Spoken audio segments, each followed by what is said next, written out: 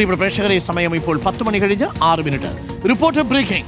ശബരിമല സ്വർണ്ണക്കൊള്ള കേസിൽ സാമ്പിൾ ശേഖരണത്തിനായി ഇത്തവണ മുറിച്ചത് വലിയ ഭാഗങ്ങൾ 4-5 സെന്റിമീറ്റർ വരെ മുറിച്ചു. സാമ്പിൾ എടുത്തത് തൂണുകളിൽ കാണാനാകും ദ്വാരപാലക ശില്പങ്ങളുടെ കൈയുടെ ഭാഗവും മുറിച്ചെടുത്തു. പരിശോധന ജംഷഡ്പൂരിലെ ലാബിലേക്കാണ് ആണെന്നാണ് ഇപ്പോൾ നമ്മൾ കരുതുന്നത്. ഹരിമോഹനുണ്ട്. ഹരിമോഹൻ, ഇപ്പോൾ വലിയ സാമ്പിളുകളാണ് എടുത്തിരിക്കുന്നത്. നേരത്തെ കുറച്ച് സാമ്പിളുകൾ എടുത്താണ് പരിശോധിക്കാൻ കൊണ്ടുപോയത്. എന്ന് വെച്ചാൽ കൂടുതൽ സ്വർണം നഷ്ടപ്പെട്ടിട്ടുണ്ടോ എന്നുള്ളത് ആധികാരികമായി മനസ്സിലാക്കണം. തൊണ്ടിമുതൽ കണ്ടെത്താത്ത സാഹചര്യത്തിൽ ഈ തൊണ്ടിമുതൽ നഷ്ടപ്പെട്ടിട്ടുണ്ട്, മോഷണം പോയിട്ടുണ്ട് എന്ന ശാസ്ത്രീയമായ ഒരു കണ്ടെത്തൽ, ഒരു റിപ്പോർട്ട് SITക്ക് അനിവാര്യമാണ്. അതുകൊണ്ടാണോ കൂടുതൽ ഭാഗങ്ങൾ മുറിച്ചെടുത്തിരിക്കുന്നത്?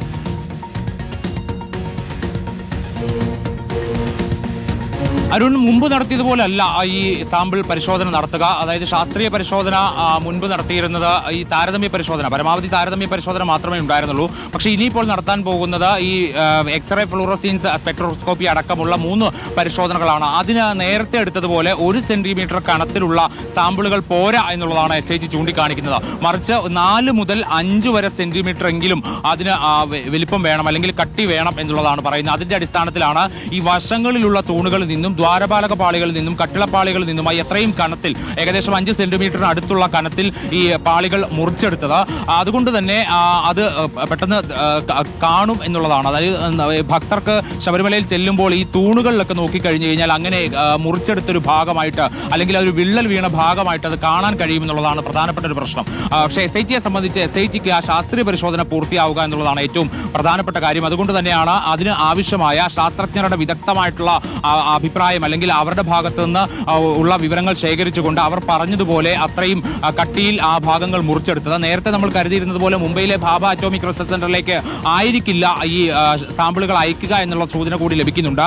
ജംഷഡ്പൂരിലെ നാഷണൽ മെറ്റലർജിക്കൽ ലബോറട്ടറിയിലേക്ക് അയക്കുകയാണ് ഇപ്പോൾ SIT ഉദ്ദേശിക്കുന്ന ഒരു പ്രധാനപ്പെട്ട കാര്യം. അതിന്റെ ഭാഗമായിട്ട് തിങ്കളാഴ്ച കൊല്ലം വിജിലൻസ് കോടതിയിൽ ഈ സാമ്പിളുകൾ ഹാജരാക്കും.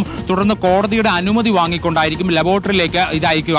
2 ആഴ്ചയെങ്കിലും സമയം ഇതിന് ഈ ഫലം ലഭിക്കാൻ വേണ്ടി എടുക്കുമെന്നുള്ളതാണ് ഇപ്പോൾ SIT ചൂണ്ടിക്കാണിക്കുന്നത്. പക്ഷെ അതേസമയം തന്നെ മറ്റൊരു പ്രശ്നമായിട്ട് പറയുന്നത് ഈ പാളികളും തൂണുകളിലെയും ഒക്കെ തന്നെ ഈ സ്വർണം പതിപ്പിച്ചിരുന്ന ഭാഗം ഇപ്പോൾ തിരിച്ച് കടിപ്പിച്ചിട്ടുണ്ട്. അപ്പോൾ അങ്ങനെ തിരിച്ച് കടിപ്പിക്കുമ്പോൾ നേരത്തെ ഞാൻ സൂചിപ്പിച്ചതുപോലെയുള്ള ഈ വിള്ളൽ പെട്ടെന്ന് പ്രത്യക്ഷത്തിൽ കാണാൻ കഴിയും. അങ്ങനെ അത് അധികകാലം നിലനിർത്താൻ കഴിയില്ല എന്നുള്ള കാര്യം തന്ത്രിയുമായി ഇന്നലെ സംസാരിച്ചപ്പോൾ SITക്ക് ബോധ്യപ്പെട്ടിട്ടുണ്ട്. പക്ഷേ SITക്ക് ഈ ശാസ്ത്രീയ പരിശോധനയ്ക്ക് വേണ്ടി സാമ്പിൾ ഇത്രത്തോളം മുറിച്ചെടുക്കേണ്ടി വരുന്നതിന്റെ ഒരു സാഹചര്യം തന്ത്രിയെ ബോധ്യപ്പെടുത്തിയിട്ടുണ്ട്. പക്ഷേ ദേവസ്വം ബോർഡുമായി ആലോചിച്ചുകൊണ്ട് ഈ പറയുന്ന പാളികളുടെ കാര്യത്തിൽ എന്താണ് ചെയ്യാൻ കഴിയുക, ഇപ്പോൾ ഈ കാണുന്ന ഒരു ഡാമേജ് അല്ലെങ്കിൽ ഈ വിള്ളൽ വീണ ഭാഗത്ത് എന്ത് ചെയ്യാൻ കഴിയും എന്നുള്ളതിനെ കുറിച്ച് ആലോചിച്ചുകൊണ്ട് ദേവസ്വം ബോർഡിന്റെ തീരുമാനപ്രകാരം ബാക്കി നടപടികൾ ചെയ്യാം എന്നുള്ളതാണ് ഇപ്പോൾ അറിയിച്ചിരിക്കുന്നത്. എന്തായാലും SIT അവരുടെ സാമ്പിൾ ശേഖരണം പൂർത്തിയാക്കിയിട്ടുണ്ട്. തിങ്കളാഴ്ചയാണ് ഇതിന്റെ ബാക്കി നടപടികൾ നടക്കുക. എന്തായാലും തിങ്കൾ, ചൊവ്വ, ബുധൻ 3 ദിവസത്തിനുള്ളിൽ തന്നെ സാമ്പിൾ പൂർണ്ണമായിട്ടും ജംഷഡ്പൂരിലേക്ക് അയക്കാൻ വേണ്ടിയുള്ള ഒരുക്കത്തിലാണ് SIT എത്തിച്ചേർന്നിരിക്കുന്നത്. 19-ാം തീയതി ഹൈക്കോടതി ഒരിക്കൽ കൂടി കേസ്